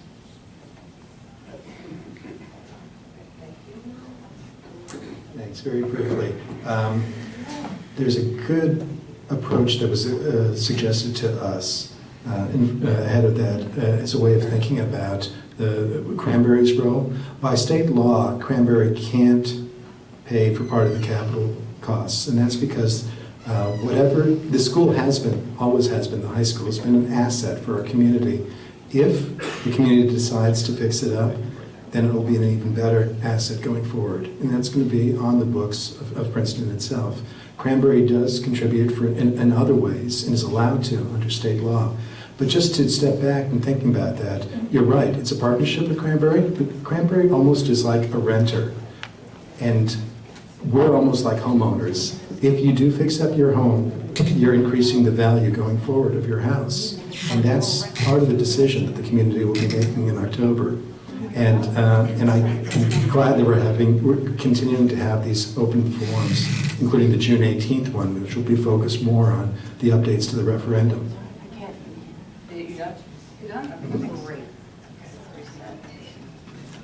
Hi, I'm Barbara Byrne. We've lived in the city and the town since 1986. I just retired as vice chairman of Barclays, and I did in 1998 a pro bono audit of the school system in Princeton. And I presented it to the community. I think 12 people showed up. So I'm so happy to see as many people here today. I think the work that has been done by the team is excellent. I don't think the issue is the Cranberry analysis. I think the marginal cost is correct. The last speaker is right.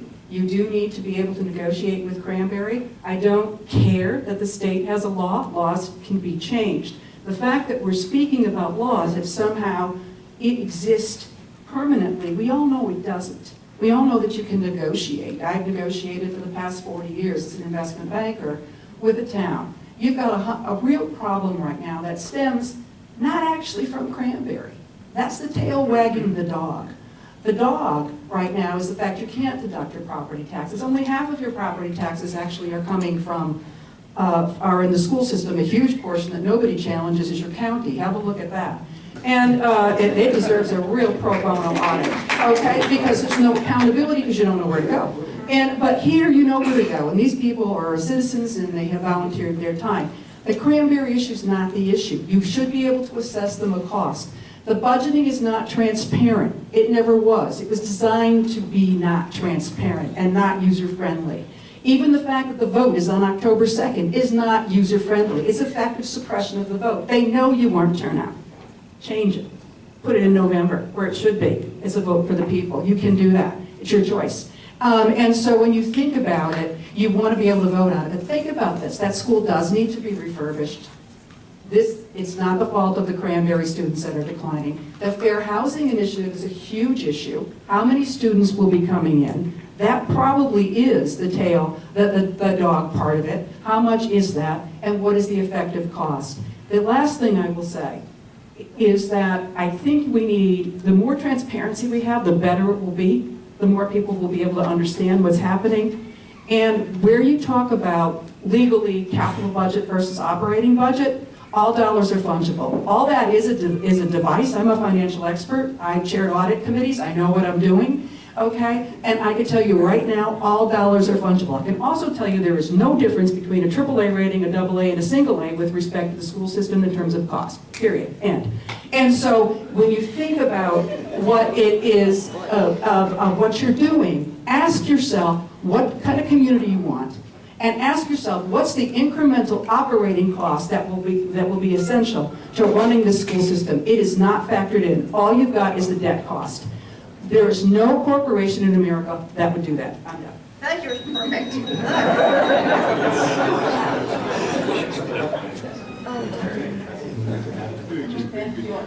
Yeah, just very briefly. I actually wanted to do a plug, Kim, for you. Do you want to talk about Monday's event? Ingrid's on county government? No? Okay, that's fine. Then just very briefly, we're very proud of the bond rating of AAA because it's an outside validation that what we're doing is strong. And so I just wanted to throw that out.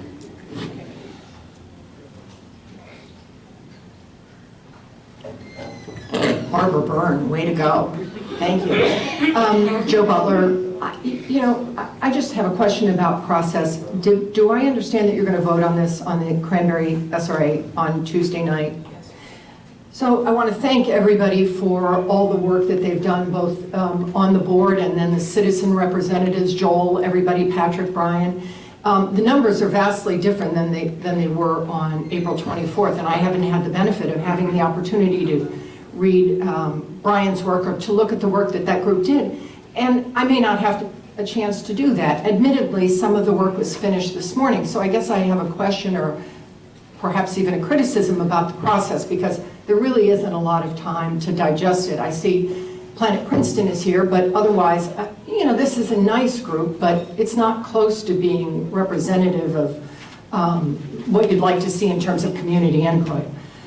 So I do feel like Tuesday night is too early to vote on this and have everybody have a chance to take a look at these numbers because they have changed so dramatically. I will also, I work a little bit in the education field, and I know that colleges and universities, particularly in the Northeast, are very worried about enrollment. Millennials are not having children at the same rate. The birth rate is down since 2008. And so I have some concern about the demographic numbers being so robust. I think I disagree that we're going to have growth in Central Jersey. And I tried Googling around on the internet to find some state numbers. The numbers for growth in the state are not good, but the growth is in the north. And I think we will see, if you look around town, drive around town, walk around town, a lot is for sale. And I think people with options are getting out of town, people who can go somewhere else are leaving, in part because of what has happened with the new tax laws that you can't deduct more than $10,000 in property taxes, which is why you see the entire western section for sale.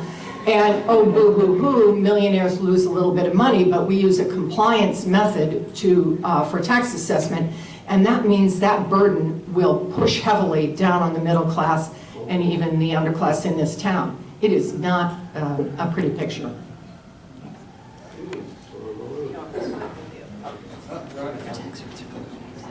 So wait a second, I just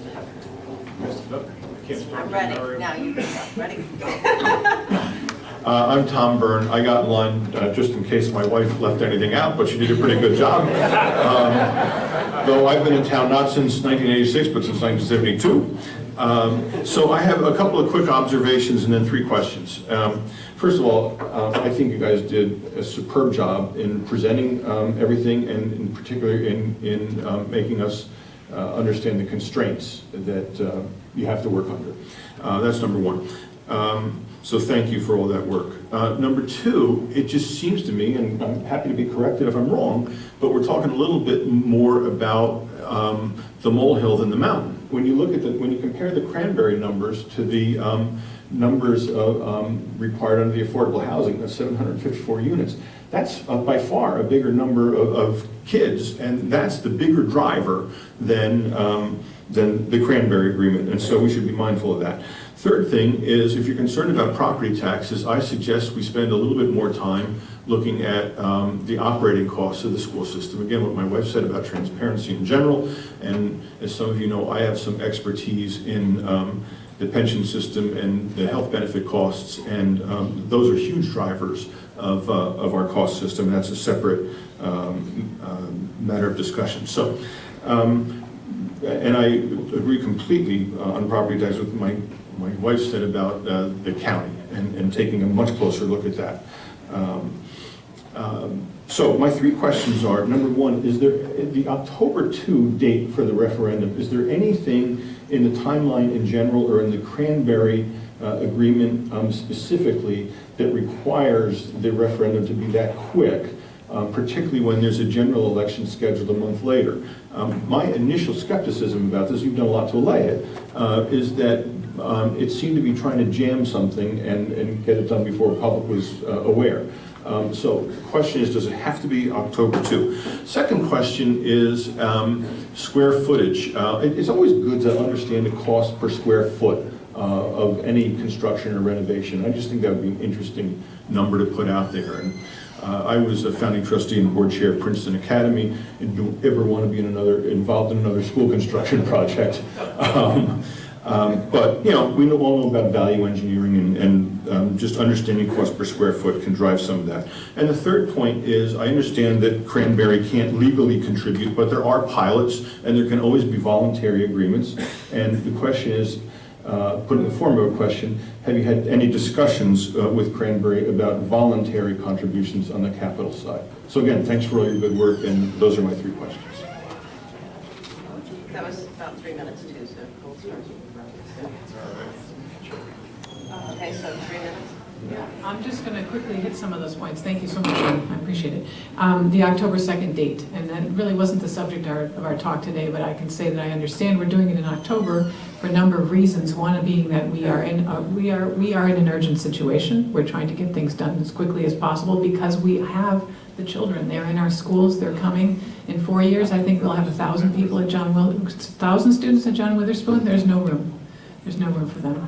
But the reason, I also understand from Phoenix advisors that there's an advantage to us to having the bonds in place before the end of the year, because otherwise we have some issues with the state debt reimbursement for the taxpayers, and we have a year where the taxpayers are paying a higher burden because of the state debt aid will come a year later. So there's an issue about getting that. And also there's some issues with getting into the bond market because there's so many schools at this time going out that there's some concern that we need to be in there and not wait and not take advantage of the markets and the interest rates. So that's my understanding. Am I out? No, you have a minute. Cost per square foot, good question. I mean, we can look at that and maybe get more information. And in terms of the timing, again, of the Cranberry agreement, the reason we're making this decision is because we have to give them, you know, notice 2 years before. You got that? Okay, thanks. Voluntary.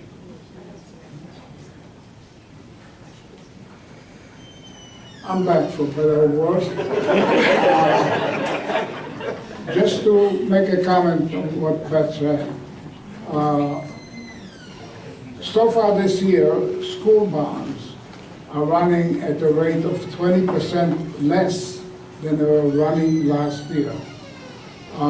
Europeans come into the United States to buy tax-exempt bonds, a lot of them school bonds, and we have a AAA rating, so there is no problem selling our bonds. I'm not concerned about that. I'm also not particularly concerned about the rates of the bonds. But I'd like to go back and just make a comment on what the previous speaker asked, and that is something called efficiency. There was no word in this entire presentation or in any other presentation from the school about efficiencies that the school has taken to reduce cost. All we hear is we're trying to stay within the limits of not increasing the tax levy by 2%. Who says we have to increase it by 2%? Why don't we stay pat? Why don't we increase it by 0%? The town of Princeton hasn't increased taxes in the first 4 or 5 years of this decade. So there is no reason why that cannot be done, but the thinking is not there. The thinking is increase the taxes. The other thing I want to mention that has again not come here, and that's my concern with the senior people and the middle class in Princeton. The house on my left, where I live, was senior people, sold it, moved out. The mega mansion was put in with 3 little kids between the age of 7 and 11. They're going to be in the school system for the next 12 years. Same thing, the house on the right. They only have 2 kids. If only 1% of the people, of the middle class people in Princeton leave, 1%, that's about 40 people, sell their house, and the houses are replaced by people with 2 or 3 children. Every year that happens, another 100 children are going to be in the school system. That is nowhere in any of the demographics that we have seen so far. My time is out again. And I only would ask again the Board of Education the famous question, what is the rush? So in the interest, just go ahead. I did say till 11:15, so this is the last formal All right. presentation. Thank you very much. After, So if, I like second bite. I want to talk just very quickly a story that I learned when I was in elementary school, along with about 4 dozen other kids in the classroom back in China. It's about a guy who went to a market to buy a pair of shoes for himself. When he saw the shoes and he said, oh, geez, I forgot the size of my shoes. Let me go back home, I have to check it. So why it's relevant, I think the economy of scale or marginal cost is a very neat and convenient concept to talk about, I think, in theory. But if you look at the numbers, how the school budget expanded over the years, there's some striking numbers I just want to highlight. I took a look at the comprehensive annual financial report every school district puts out annually to submit to the DOE. There's some striking numbers in our school districts employee data. I think this is interesting that, especially we complained every year almost, and also in that presentation, that healthcare costs increased 62% over the years. So I'm struck by the number of full-time employees that's employed by the school district over the past 10 years. I just cite a few numbers. These are not teaching positions. These are supporting services numbers. Over the past 10 years, student and instruction-related services increased 165%. School administration increased 63%. Plant O&M, operating and management, increased 35%. Pupil transportation increased 113%. Put all that number in the context over the same period of time, our school enrollment increased 11%. So I think there are a lot of things. When people are looking at incomplete information, when they don't have complete transparency, they have to make logical jumps. That's what people do. So I hope that the school board can provide extreme version of transparency to help the residents understand its budget and to help the town resident to come together making a decision. I think one thing I want to point out is that the school board role is not to negotiate with the resident, is to help us to make informed decisions. Thank you very much. I just wanted to thank the reference to the Comprehensive Annual Financial Report, the CAFR. In my past life, I worked with CAFRs. They're the gold star and the Bible of any financial organization. And I think that the Princeton Public Schools has won awards for it in terms of its comprehensiveness and transparency. And you're absolutely right. That's a great source of information for the public and for us. We also, again, Beth and I are both in the Finance Committee. We welcome your input. I think sometimes we don't do a good enough job talking about some of the efficiencies that our district has done. Like, for example, with busing, our costs have gone up because we brought the busing in-house, and that actually saves money in the long run. We should do a better job of, when we do things like that, of notifying the public about that, so you're totally informed. We should do a better job of doing both, and we look for your input and your help as we go forward. We want efficiencies, we want effectiveness, we want the best education for all our kids. So, thanks. Yeah, I'll just be brief, because I think I really, really appreciate everyone coming out today and listening, and I don't think we've really done this before as a community, where we talked about budgets like this. And for me, I've learned so much. I've been on the board 5 months, and having to do these presentations has just been like a grad school crash course in school finance, which is fascinating. And so I believe that we're trying to share it with all of you. And I agree with the Burns 100%. This is the tail wagging the dog. This is me personally speaking. I can't speak on behalf of the board, but the Cranbury issue, I hope we set forth some of the financial considerations for you. But we as a community have a much larger challenge in this next year. This referendum is a very significant and serious question for the community, and we as a board take that very seriously, and we hope that we can be providing information to help people understand it better. The June 18th session, I hope, helps with that. And I think we on the Finance Committee do welcome help, and that's why we reached out in this last week. We wanted to get more people involved who had budget experience, who had public entity financial experience, because we are all citizens just like you. Some of us happen to have, I have a corporate legal and finance background. Greg has significant experience at the state and local level in academics, and we have people on the board who have, Pat Sullivan is very involved in legal and insurance and equity. So we happen to have we have a very solid board. We have people with backgrounds in all sorts of things, which I think is important in a community like ours. We have educational backgrounds. People have great skills, but we need your help, and we need you to continue to engage with us, and we thank you for coming and being engaged. We have to make decisions. You elected us to make decisions, and we will do that. We've gotten professional advice. We have lawyers. We have demographers. We're required to have demographers. We may disagree with them. You may disagree with them, but we have been given that advice. I'm going to get cut off. But thank you for coming, and just appreciate you spending a Saturday morning with us. And sorry. Thanks.